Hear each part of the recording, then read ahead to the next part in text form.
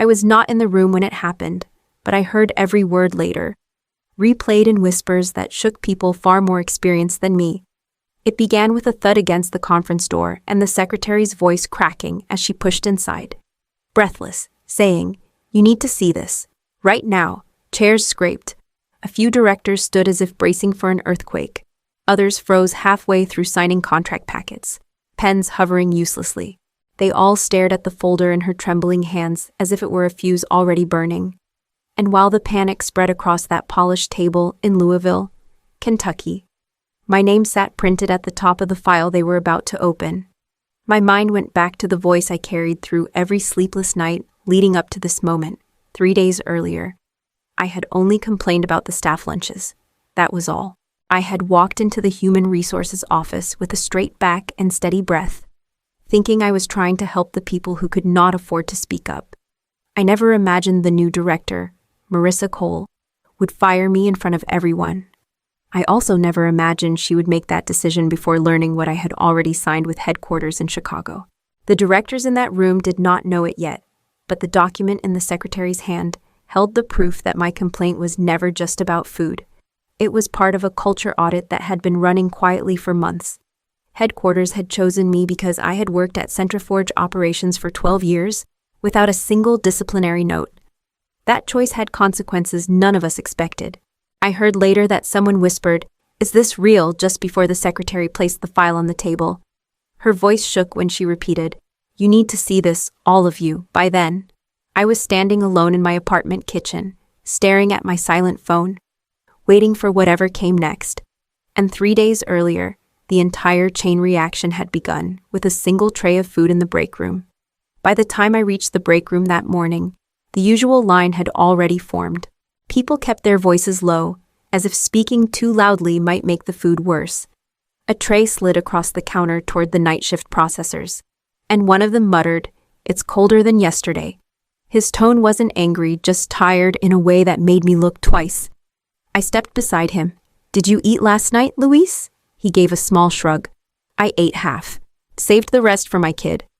"They should just tell us to bring our own food instead of pretending this counts."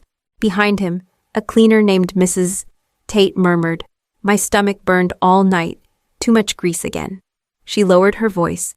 "Please don't say I complained. I can't lose hours." I nodded, keeping her trust. "You didn't say anything to anyone except me." She glanced at me with a kind of hope I did not deserve but could not ignore. I had been a single mother once, scraping by in this same building, counting on the cafeteria because I had no money for eating out.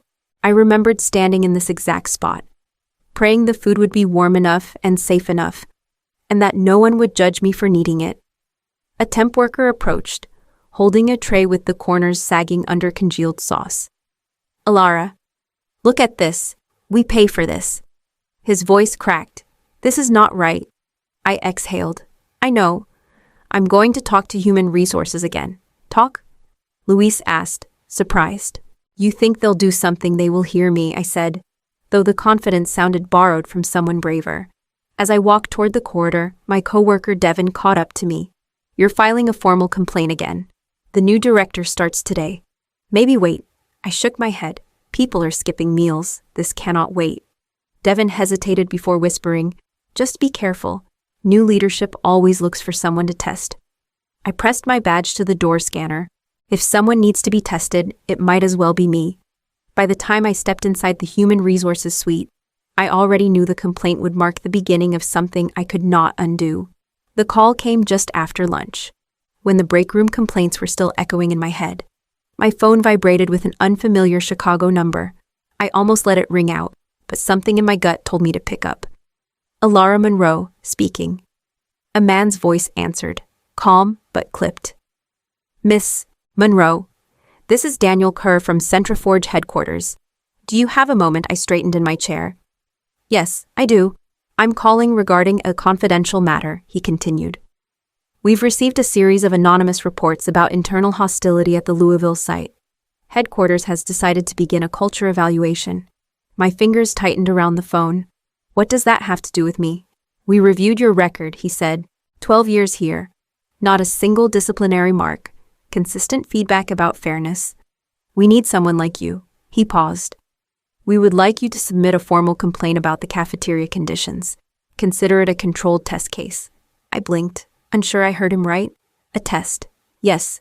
We need to see how the new director responds to a legitimate concern brought through proper channels. Her reaction will be part of the evaluation. The room suddenly felt smaller. Daniel? If she retaliates, that is a possibility, he said. No hesitation. We cannot intervene or reveal your role until the evaluation is complete. Your risk is real. Real. The word hit me hard. I thought of my mother's medical bills, stacked neatly in our kitchen drawer. I thought of my daughter, 17 years old, trying to save for college by working weekends. Losing my job would cut our lives open. But I also remembered Mrs. Tate holding her stomach, Louise saving half a meal for his child, and every employee too afraid to speak. I swallowed. I'll do it. Daniel's tone softened. Thank you, Ms. Monroe. You may not see the impact right away, but this matters. When the call ended, I sat quietly, letting the weight settle. Somewhere in Chicago, my name had just been placed on a list I could not step off. And by the time the new director arrived, the test had already begun. Marissa Cole walked into the conference room as if she had been rehearsing the moment for years. Crisp suit, sharp heels, and a smile that looked professionally installed. People straightened immediately. Someone whispered that she had come from a Dallas consultancy known for tearing companies apart and rebuilding them without mercy. She opened with a bright tone. Good morning, everyone. Centriforge has potential, but it needs bolder leadership. We will eliminate inefficiencies, erase sentimentality from the workflow, and streamline every layer of our operation. Around me, managers nodded like they had been waiting for someone to say those words out loud. I kept my expression steady, though something inside me tightened. Marissa's gaze swept the room until it landed on me. You're Elara Monroe, correct. 12 years here. Yes, I answered. Excellent. Legacy employees set the tone. I expect consistency. Her smile held for a beat before she looked to the next person. When she opened the floor for questions, I lifted my hand slightly. I submitted a formal concern to Human Resources this morning regarding the cafeteria vendor. Several employees have been? Her smile froze. We will discuss vendors later. She cut in smoothly.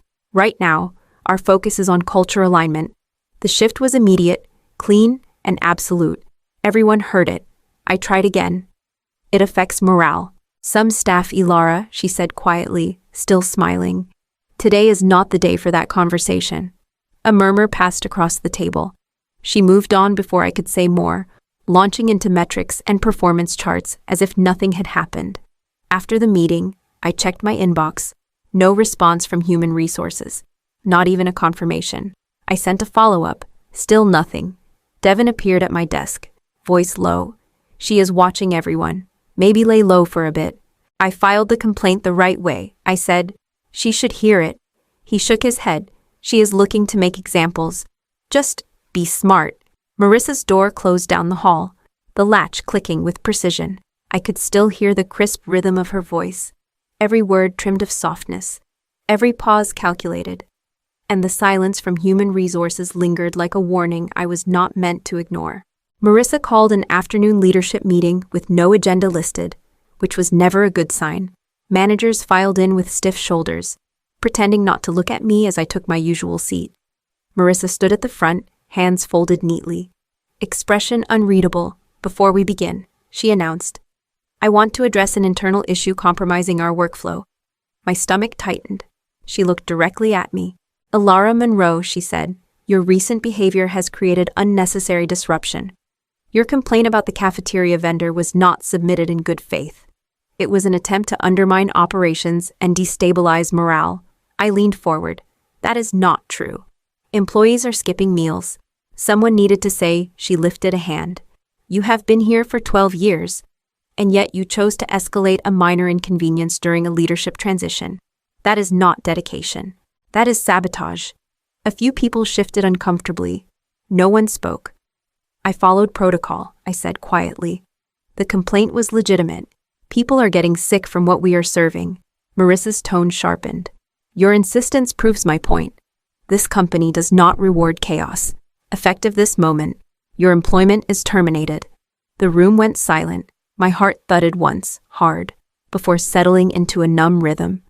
Devin stared at the table. Luis, who had been invited to observe the meeting, closed his eyes for a brief second, as if bracing for impact.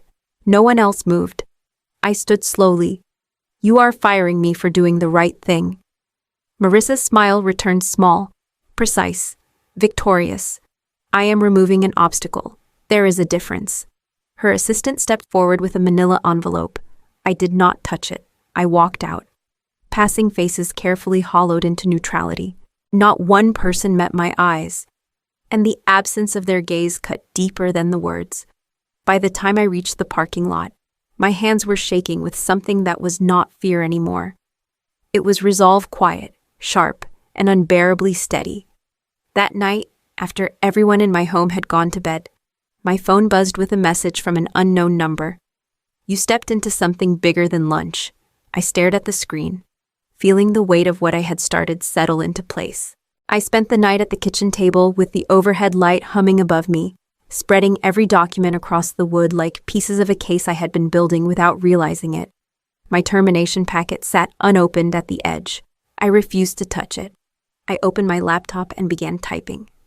First, the unanswered emails to Human Resources. I attached the timestamps. Then, the transcript I had written immediately after Marissa fired me, every word I remembered.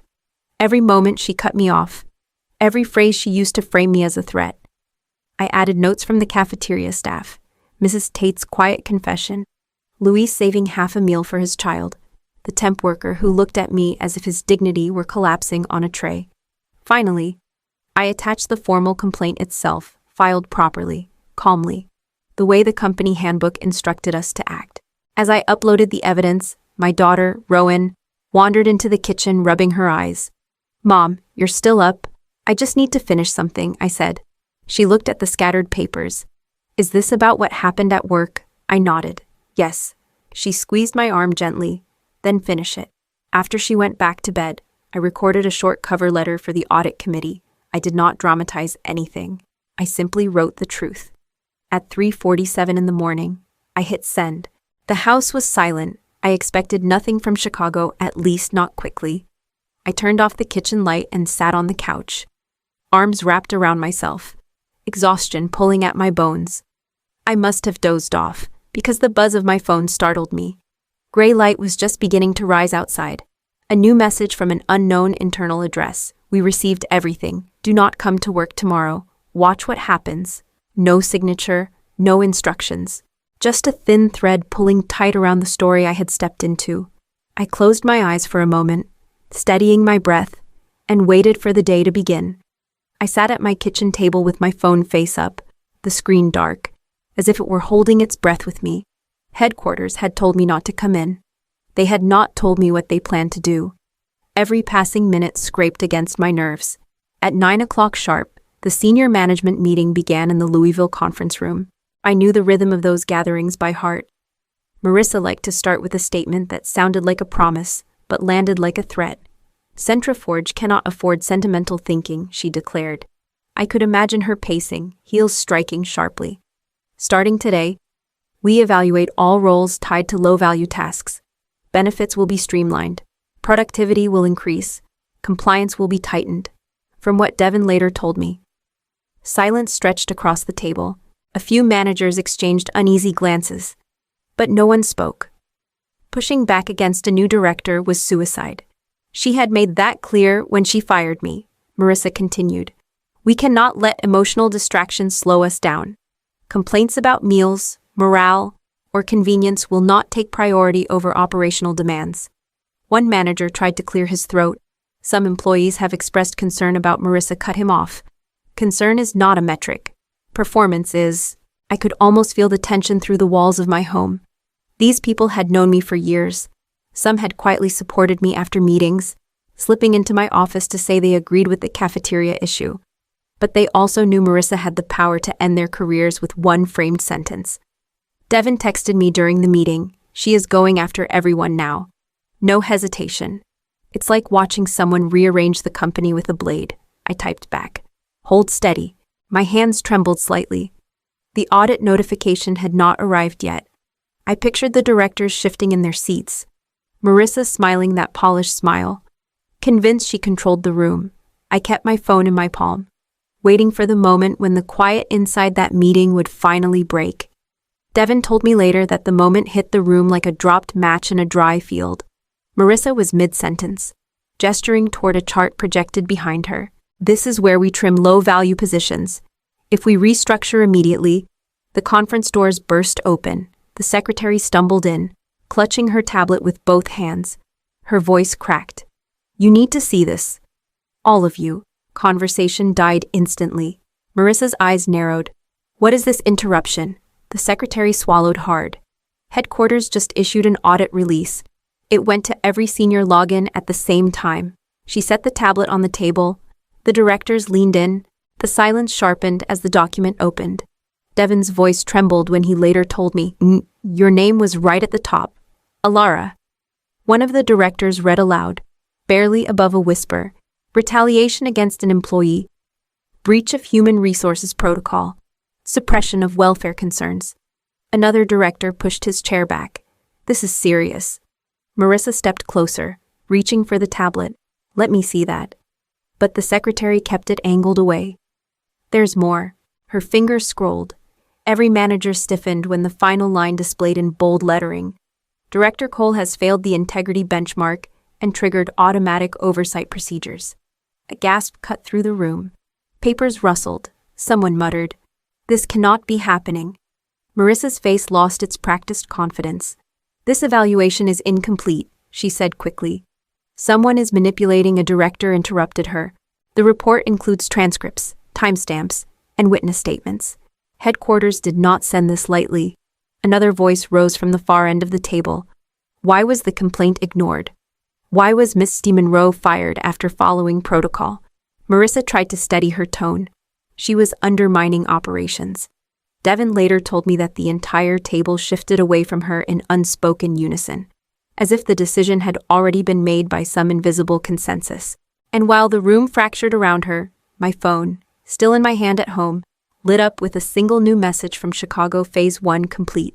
The conference speaker clicked to life with a soft chime, and every person in that room straightened as the voice from Chicago filled the air. This is Executive Director Hall, the voice said calmly. We are joining to address the audit report you all received. Marissa tried to regain control. Director Hall, there has been a misunderstanding.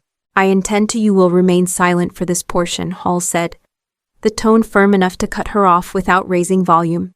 Your actions have already been documented. A director at the table nodded stiffly. Relieved someone else had the authority to stop her. Devin later told me that Marissa's jaw tightened, but she obeyed. Hall continued. After reviewing the evidence, senior oversight has decided on immediate measures. Director Cole will not be terminated at this time. A flicker of hope crossed Marissa's face. Then the room braced itself as Hall finished. Instead, she will be reassigned to a remote branch in eastern Colorado under full cultural supervision. This reassignment is effective in 72 hours. The hope collapsed. One of the managers exhaled hard, another whispered, "The quiet exile." Hall did not pause. Furthermore, human resources leadership at the Louisville site will undergo formal investigation for compliance breaches. Interim management will be appointed. Devin later told me the HR manager turned pale. Then Hall said words I never imagined would be spoken aloud in that room. We also wish to acknowledge Ms. Elara Monroe. Her documentation provided the clarity needed to protect staff welfare and correct systemic harm. Several directors shifted, suddenly aware of how they had looked away when I needed them. We would like to offer Ms. Monroe a newly created role, Hall said. Head of Employee Well-Being and Vendor Oversight, reporting directly to headquarters. The position will hold authority over cafeteria contracts, staff welfare programs, and compliance monitoring. Devin raised his head. That job should have been hers all along, he whispered to the person beside him. Across the room, Marissa sat rigid, absorbing the sharp edges of the moment she had created for herself.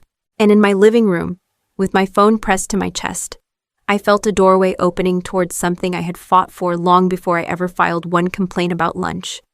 3 weeks after the audit, I walked back into Centriforge for the first time as the new head of Employee Well-Being and Vendor Oversight. There was no announcement, no parade, no forced smiles waiting in the lobby. Just the usual shuffle of morning shifts clocking in and night crews heading home. I preferred it that way. The break room door was propped open, and the smell hit me first: real food. Warm and seasoned. Not the pale trays we had come to dread. A man from procurement nodded at me with a shy smile. The new vendor started today. People are actually excited. Near the counter, a young cashier from the temp agency held a plate piled with roasted vegetables and fresh bread.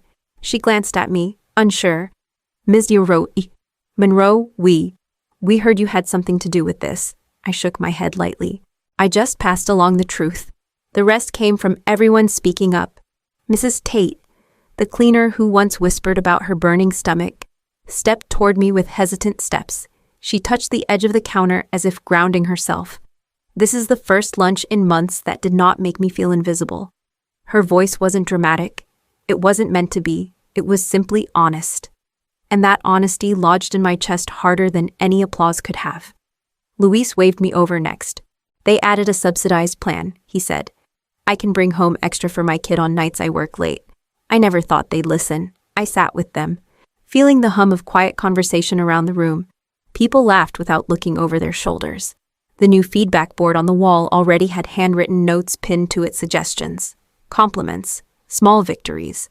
Rowan texted me a simple heart. Mom, proud of you. I picked up my fork, breathed in the warm air, and felt a stillness I had not known in months. Lunch today really was fun, but not for the reason anyone expected.